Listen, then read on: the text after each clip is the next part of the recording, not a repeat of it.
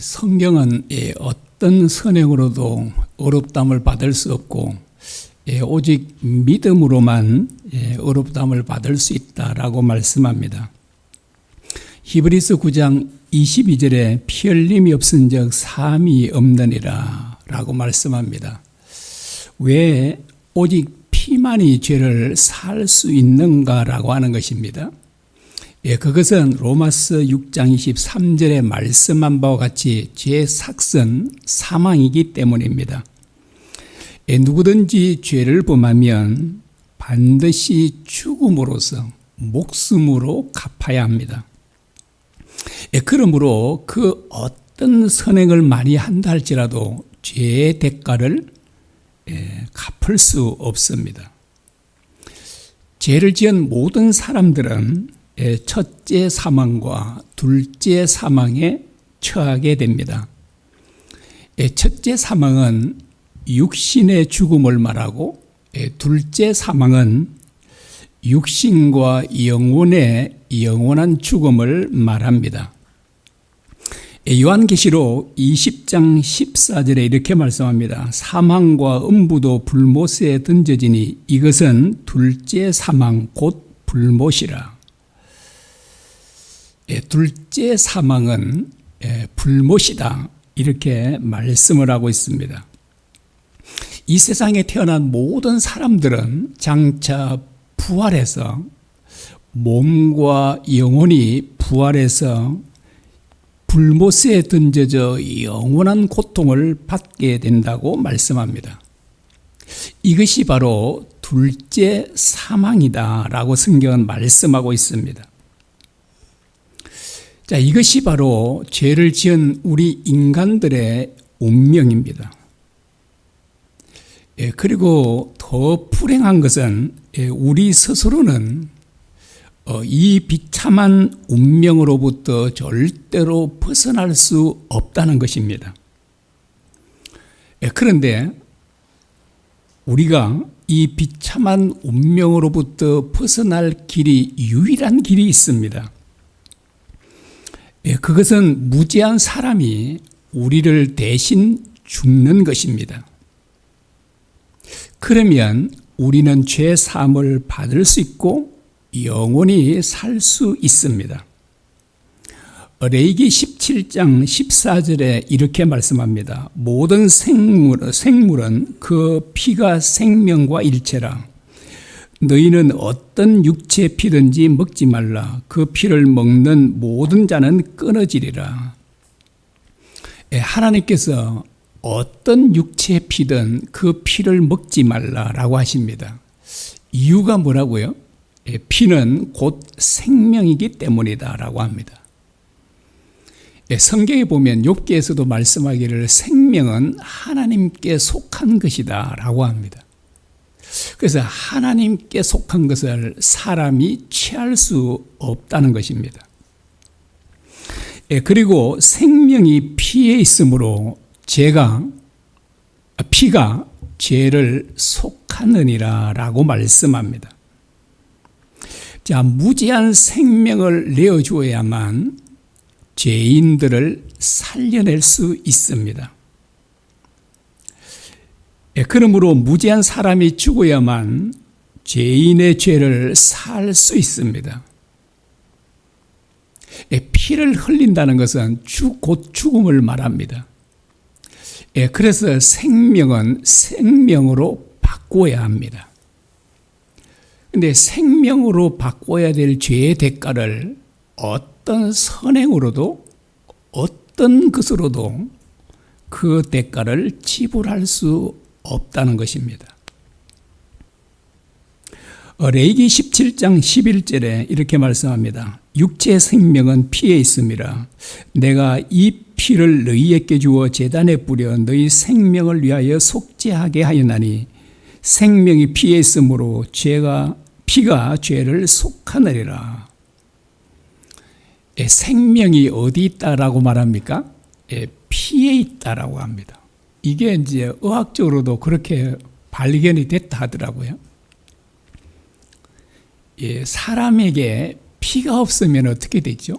죽는 것이잖아요. 그래 피를 흘린다 이 말은 죽는다는 그런 말입니다. 그래서 피가 죄를 속한다는 말은 다르게 표현하면 생명이 무제한 생명이 대신 죽으면 우리의 죄를 속할 수 있다라고 하는 것입니다. 자, 피가 죄를 속하는 것은 바로 내 생명을 내어 주기 때문입니다. 구약 시대는 무제한 짐승들의 피로 죄를 속했습니다. 그래 히브리서 보면 짐승들의 피는 사람의 죄를 완전하게 속할 수가 없다라고 합니다. 일시적으로 그렇게 속하도록 하나님께서 허락하셨던 것입니다.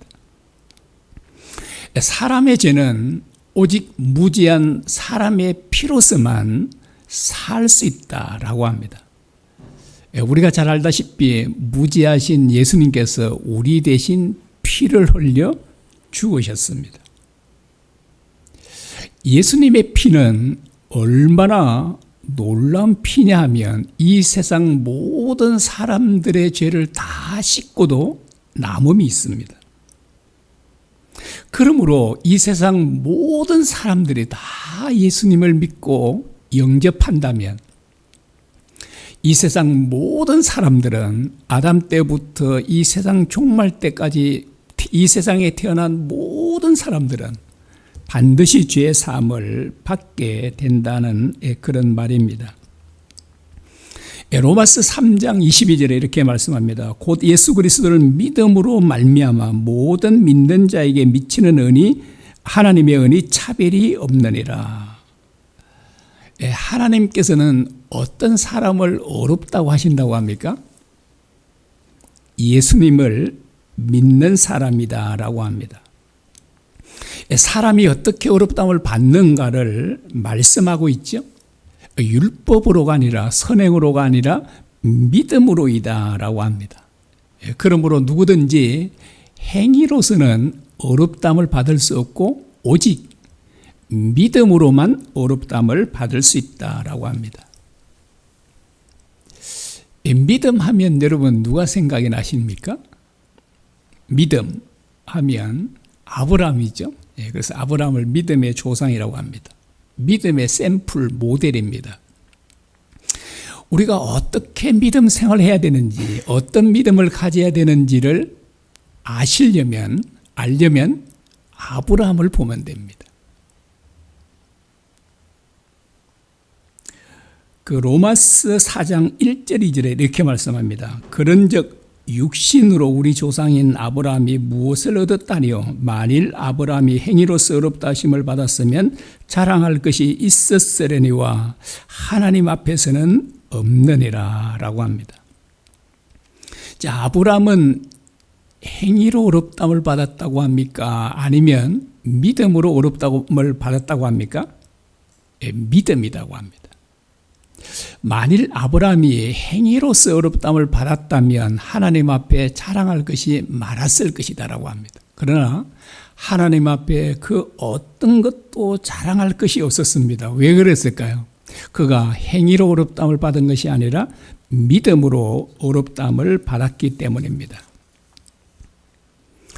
그 로마서 4장 3절에 이렇게 말씀합니다. 성경이 무엇을 말하느냐? 아브라함이 하나님을 믿음에 그것이 그에게 의로 여겨진 바 되었느니라 라고 합니다. 아브라함이 하나님을 믿음에 하나님께서 그의 믿음을 어렵다고 해주셨다라고 말하죠. 자, 오늘 바로 본문 말씀이죠. 짧은 한 절 말씀인데요. 창세기 15장 6절입니다. 아브라함이 여호와를 믿으니 여호와께서 이를 그의 의로 여기시고 라고 합니다. 이 아브라함이 이제 어떻게 어렵다함을 받았는지를 말씀하고 있는 것이죠. 어떻게요? 행위가 아니라 믿음이다 라고 합니다.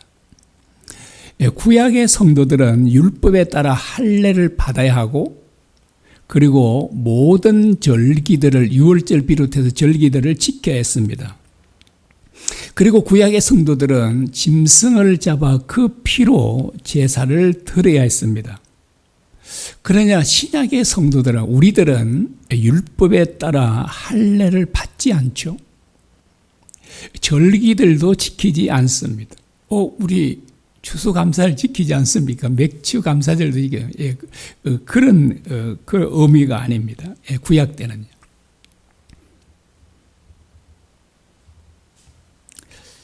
그리고 오늘날 우리는 신약시대 성도들은 짐승을 잡아 그 피로 제사 드리지 않습니다. 왜 그렇게 하죠?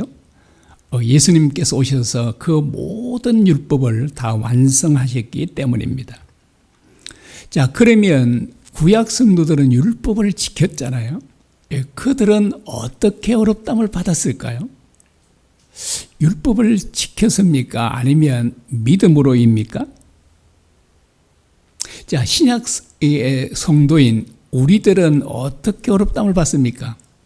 율법을 지킴으로입니까? 아니면 믿음으로입니까? 구약의 성도든 신약의 성도든 모든 사람들은 오직 믿음으로만 어렵담을 받을 수 있습니다. 여러분, 아브라함은 언제 어렵담을 받았습니까? 자, 하나님께서 모세께 율법을 주신 때로부터 수백 년 전이에요. 그러면 이 말은 무슨 말일까요? 아브라함 때는 율법을 주지 않으셨어요. 모세 시대 와서 한 약 400년 이상 돼서 모세 시대 와서 율법을 주셨으니까. 그런데 아브라함은 어렵담을 받았죠? 그러면 아브라함은 율법을 통해 어렵담을 받은 것이 아니라 믿음을 통해 어렵담을 받은 것이 너무나도 분명하다라고 하는 것입니다. 그 아브라함이 어렵담을 받았을 때 그 나이를 정확하게는 알 수가 없습니다. 그렇지만 여러 가지 이렇게 계산을 해보면 약 84세에서 85세쯤 어렵담을 받은 것 같습니다. 그 아브라함이 조카 롯이 포로로 잡혀갔다는 소식을 듣고 그 자기 집에서 길린 그 종들을, 훈련시킨 그 종들을 318명을 이끌고 강력한 네 나라 연합군을 치러 갑니다. 추격해 갑니다. 그리고 그 전쟁에서 크게 승리하고 롯과 소돔 사람들 그리고 빼앗겼던 모든 재물들을 되찾아 왔습니다. 아주 잘 끝났잖아요. 그런데 갑자기 이 아브라함에게 정말 큰 두려움이 임해서 두려워 벌벌 떨고 있었습니다.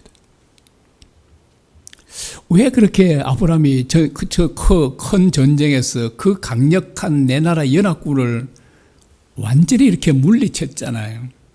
그런데 왜 이렇게 두려움에 사로잡혀 있죠? 보복이 들어왔기 때문입니다. 자, 이렇게 아브라함이 두려워 떨고 있을 때 하나님께서 나타나셔서 이렇게 말씀하셨습니다. 15장 1절입니다. 아브라함아, 두려워하지 말라. 나는 내 방패요 너의 지극히 큰 상급이니라 라고 합니다. 하나님께서 아브라함에게 두려워하지 말라라고 말씀하시죠. 왜 이렇게 말씀하셨을까요? 아브라함이 두려워하고 있었기 때문이죠.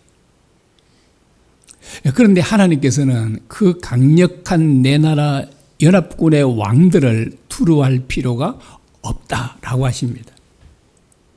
왜 두려워할 필요가 없다고요? 하나님께서 나는 너의 방패다라고 하십니다. 방패라는 말은 무슨 말인가요? 나는 너의 보호자다 이런 말입니다. 여러분, 온 우주 만물을 창조하신 전능하신 하나님께서 아브라함을 보호하시는데 감히 누가 아브라함을 해칠 수 있을까요? 해칠 수 없죠. 그래서 하나님께서 두려워하지 말라라고 하면 두려워할 필요가 없잖아요. 왜냐하면 그분이 보호해 주시기 때문이잖아요. 이것은 우리에게도 마찬가지입니다. 우리가 두려워 떨고 있을 때 너는 두려워하지 말라라고 하십니다. 정말 성경에는 이런 말씀들이 많잖아요. 그리고 성경에는 염려하지 말라 이렇게 참 많이 말씀하고 있죠. 하나님께서 염려하지 말라고 하시면 염려할 필요가 전혀 없습니다. 왜 그럴까요? 정말 전능하신 하나님께서 두려워하지 않게 하시고 염려하지 않게 해주실 수 있기 때문이지 않습니까? 아브라함은 이 두려워 떨고 있을 때 하나님의 이 말씀을 듣고 큰 위로를 받았을까요? 받지 않았을까요? 아마 아브라함은 하나님을 믿었으니까, 하나님의 말씀을 믿었으니까 큰 위로를 받았을 것입니다.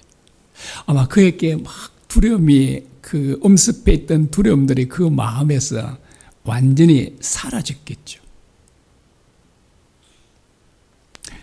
그리고 하나님께서 아브라함에게 하신 말씀이 나는 너의 지극히 큰 상급이다라고 합니다. 이 말은 무슨 말이냐니까 하나님은 가장 좋은 것을 주시는 분, 이런 말이거든요. 아브라함이 이렇게 말합니다. 아무리 좋은 걸 많이 주셔도 저한테는 소용이 없습니다. 왜요? 나에게는 상속자가 없기 때문입니다.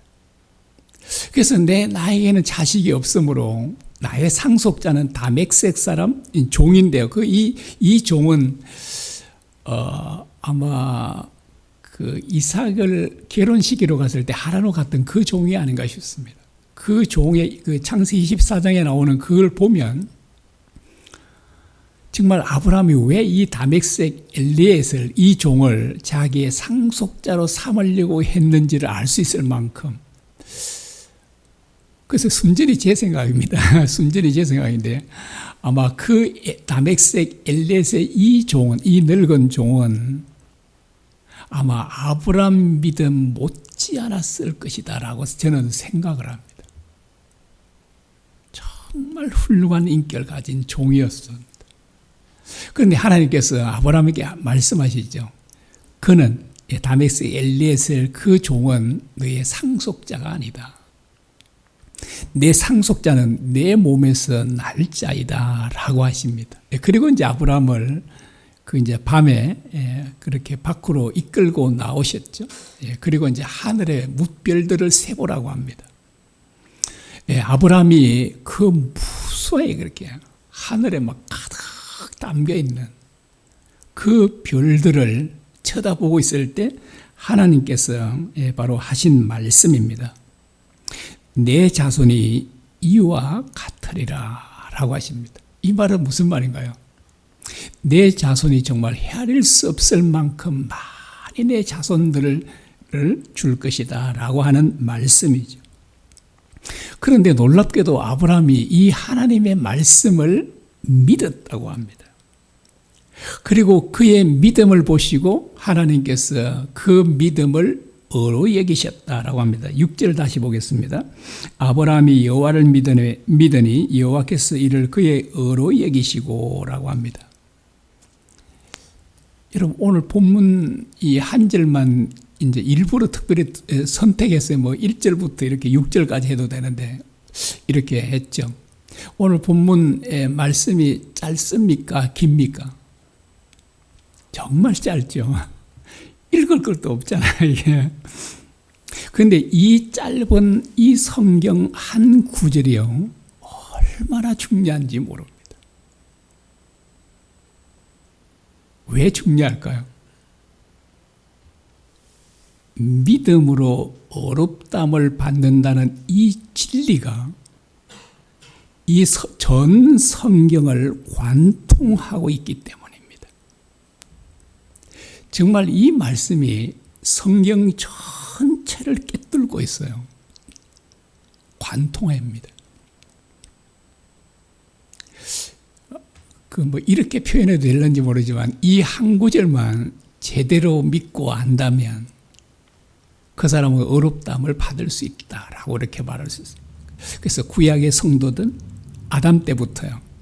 그리고 신약의 마지막 종말 때까지 모든 성도들은 믿음으로 말미암아 어렵담을 받는다는 이 진리를 믿는 사람들이 어렵담을 받는다라고 하는 것입니다. 그래서 이제 사도 바울도 창세기 4장에도 우리 좀 전에 제가 읽어드리기도 했지만 로마서 4장에 보면요, 아브라함이 하나님을 믿음에 그의 믿음을 어려 여기셨다라고 사도 바울이 이 성경 구절을 인용해서 이 믿음으로 어렵다함을 받는 이 진리를 사도 바울이 설파하고 있습니다. 아브라함의 나이는 거의 85세, 사라의 나이는 75세가 되었지만 아이를 낳지 못했습니다. 그들이 결혼한 지는 얼마 된지 모르지만 약 한 4, 50년 되지 않았을까라고 하는 것입니다. 그런데 이런 사람에게요, 이제 아이를 낳을 수 없는 할아버지, 할머니쯤 되는 이 사람에게 하나님께서 내 자손이 하늘의 별처럼 많을 것이라고 말씀하신 것입니다. 여러분, 어떻게 경수가 끊어진 이 여인이 아이를 낳을 수 있습니까? 인간의 상식으로는 절대 불가능한 일이잖아요. 그런데 아브라함은 하나님의 말씀은 반드시 이루어질 것을 믿었습니다. 그래서 아브라함은 인간적인 생각, 인간적인 지식을 내려놓고 하나님의 말씀을 그대로 믿음으로 받아들였던 것입니다. 이것이 바로 진정한 믿음입니다. 야고보 사도는 이런 믿음을 가리켜 산 믿음이라고 했습니다. 산 믿음은 반드시 순종으로 드러나야 합니다. 그래서 야고보 사도는 행함이 없는, 순종이 없는 믿음은 죽은 것이라고 분명하게 말씀하고 있습니다. 이런 믿음을 가진 아브라함도 많은 실수와 허물이 있었습니다. 그러나 아브라함의 행위가 그가 참 믿음의 사람임을 증명하고 있습니다. 하나님께서 아브라함을 물론 이제 처음에는 갈대 울에서 불렀다고 사도행전 7장에 말하죠. 그리고 이제 창세기 12장에서는 하란에서 그를 불렀다라고 합니다. 하나님께서 아브라함에게 이렇게 말씀하십니다. 너는 너의 고향과 친척과 아비집을 떠나 내가 네게 보여줄 땅으로 가나. 내가 너로 큰 민족을 이루고 땅의 모든 족속이 너로 말미암아 복을 얻을 것이라 라고 하십니다. 하나님께서 고향과 아비집을 떠나서 하나님께서 지시하는 그 타국으로 가라고 하십니다.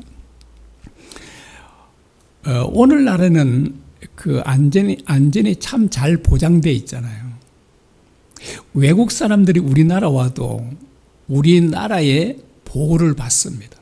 그래서 심지어 우리나라 사람도 외국 사람들을 해치면 반드시 벌을 받도록 합니다.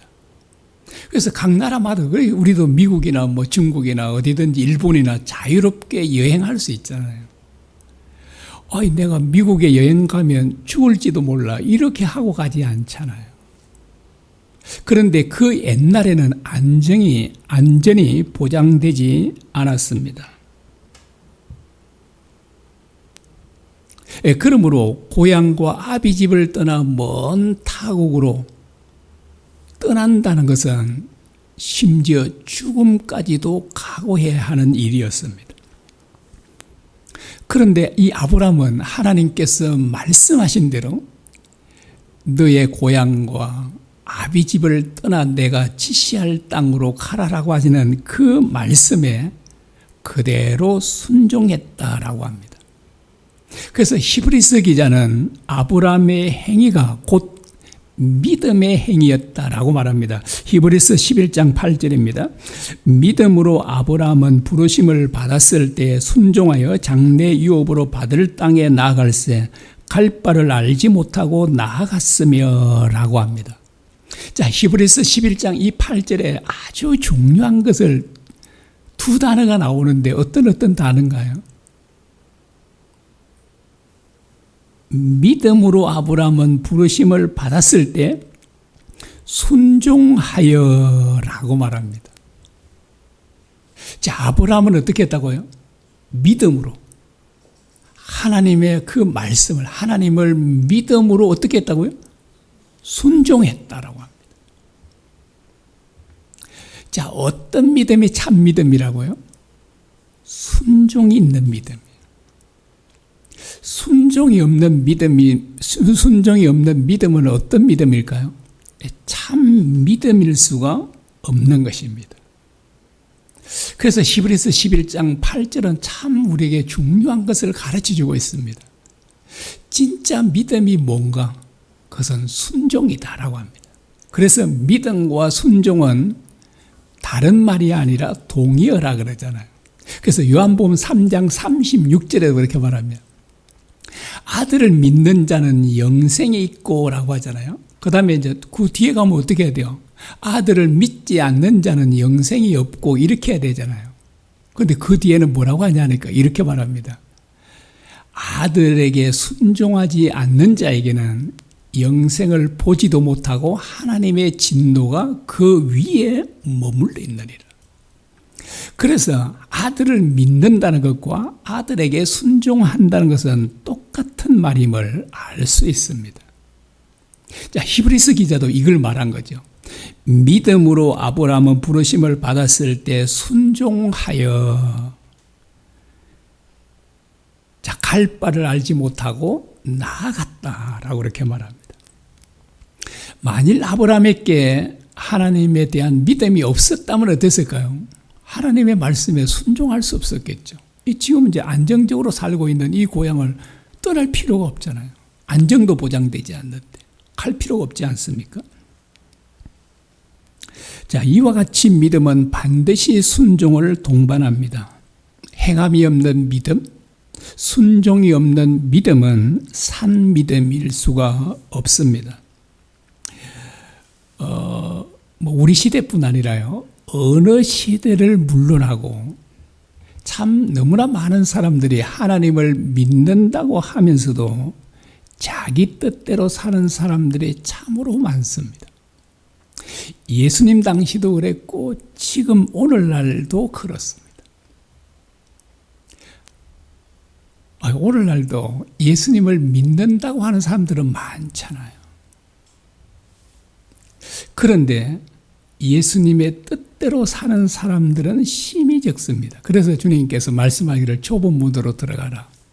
멸망으로 인도하는 문은 크고 넓어 그리로 가는 자가 많고 그러죠.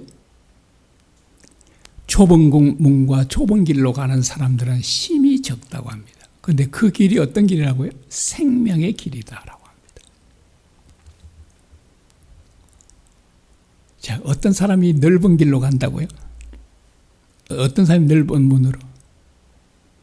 예수님을 믿는다고 하면서도 자기 뜻대로 사는 사람.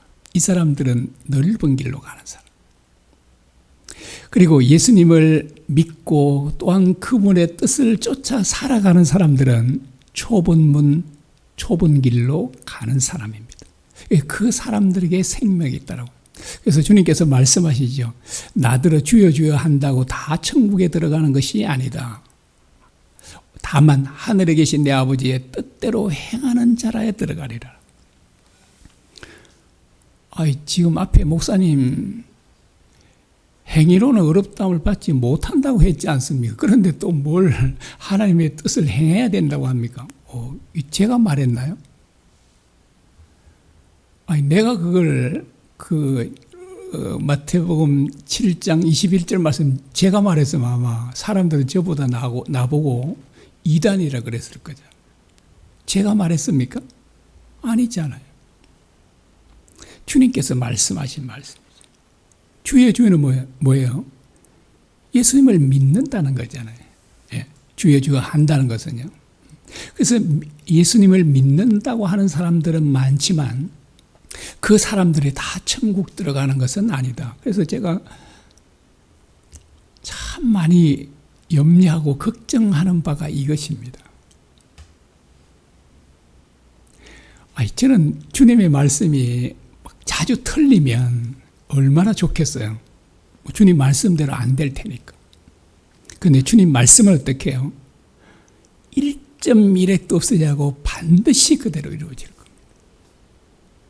그래서 예수님을 믿는다고 하는 사람들 가운데도 구원을 받지 못할 사람들이 참으로 많다는 거예요.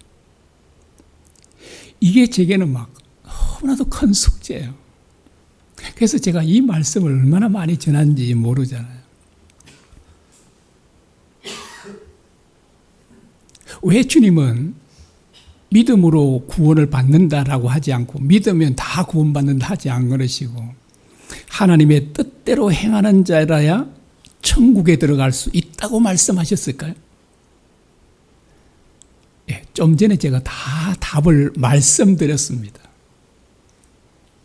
아브라함이 왜 그렇게 엄청난 죽음을 각오하고도 하나님의 말씀에 순종했다고요?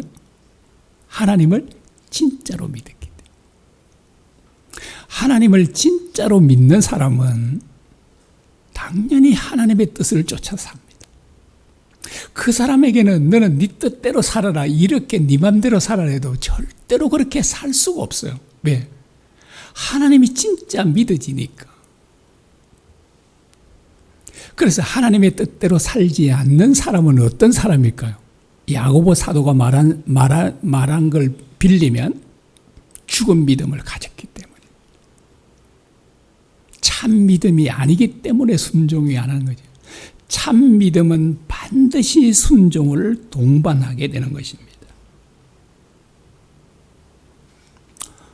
하나님께서는 어떤 사람을 어렵다고 하신다고요? 하나님을 믿는 사람입니다.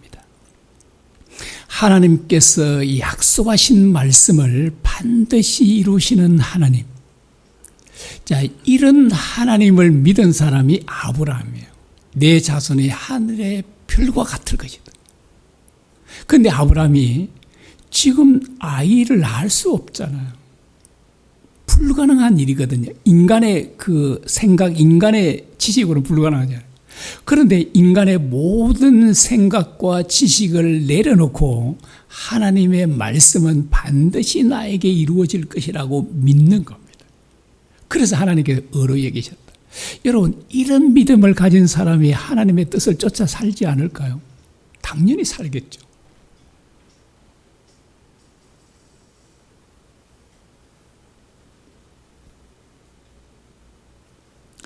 누구든지 아브라함과 같은 믿음을 가진 사람은 아브라함처럼 어렵다함을 받습니다. 그리고 아브라함과 같은 믿음을 가진 사람은 아브라함처럼 순종의 삶을 삽니다. 그러면 아브라함은 이렇게 하나님을 믿고 하나님의 말씀에 순종하는 삶을 산 아브라함에게는 죄와 허물이 없었을까요? 그에게도 있었습니다. 아브라함도 성경에 기록된 것만 해도 거짓말도 하고요. 속이기도 하고 이렇게 그 역시 죄를 범하기도 하고 허물인데 아마 성경에 기록되지 않는 것도 많았겠죠. 그 다윗은 하나님을 진짜로 믿은 사람이잖아요.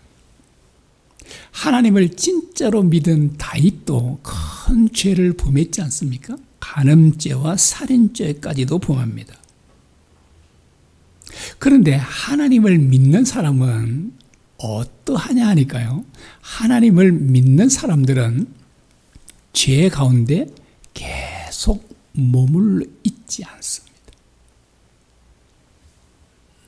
갈라디아서 5장에 보면 이런 죄를 범하는 자는 하나님 나라를 유업으로 받을 수 없다 그러잖아요.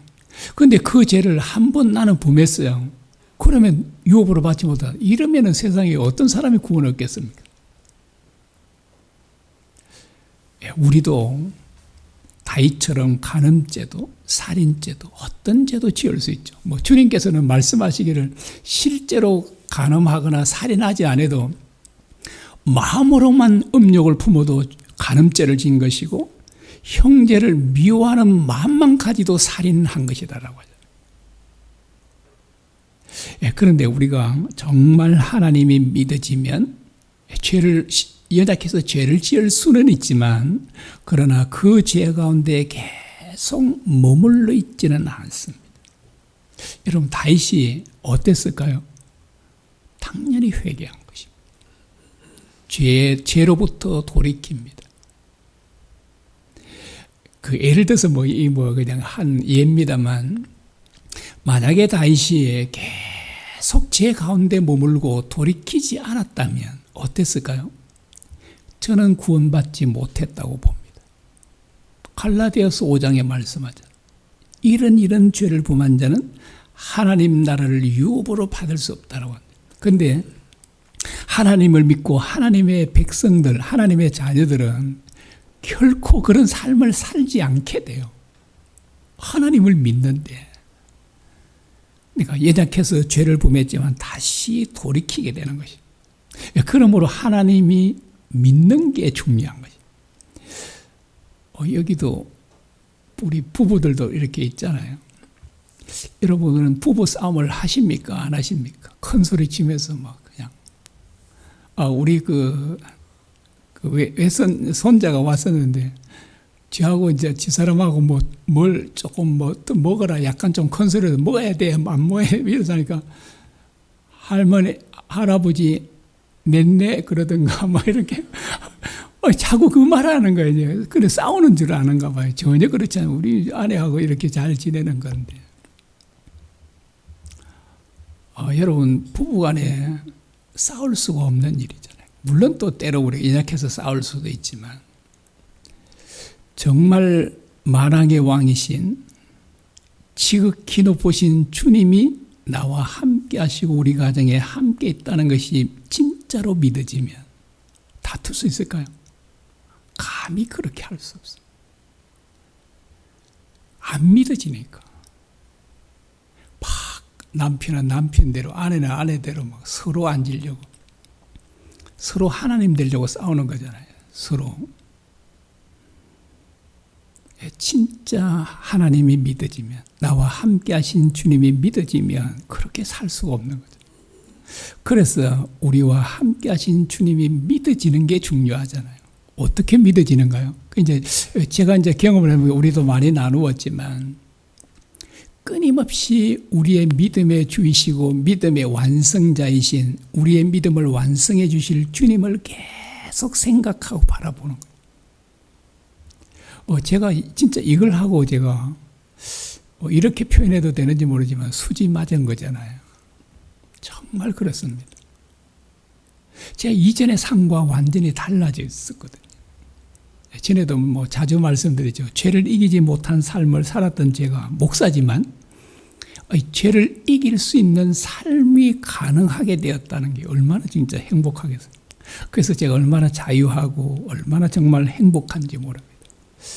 그래서 지금도 끊임없이 주님을 생각하고 주님을 바라보려고 합니다. 그래서 정말 우리와 함께 하신 주님이 믿어지면 그때부터는 우리 삶이 달라질 수밖에 없어요. 왜 사람들이 세상 사람들처럼 살까요? 하나님이 나와 함께 하신 하나님이 믿어지지 않기 때문입니다. 그래서 신앙생활의 강권은 내가 믿고 영접한 주님이 내 안에 살아계심을 믿는 것입니다. 이게 믿어지면 우리의 삶을 바꾸지 말라 해도 저절로 바꾸어져요. 여러분 삭개오가 보십시오. 수전노잖아요. 수전노 중에 수전노인데 예수님을 자기 마음 중심의 주인으로 모시자 완전히 삶이 달라지죠. 부자 청년이 어릴 때부터 신앙생활 열심히 했던 사람, 그 사람이 못한 걸 삭개오는 하고 있잖아요. 그래서 주님이 우리 안에 온전히 주인으로 영접하게 될 때 우리의 삶은 정말 놀랍게 변화될 것입니다. 삶이 변화되지 않는 믿음은 진짜 믿음이 아닙니다. 진짜 믿음은 우리의 삶을 반드시 바꾸어 놓을 것입니다. 우리 찬양 드리겠습니다.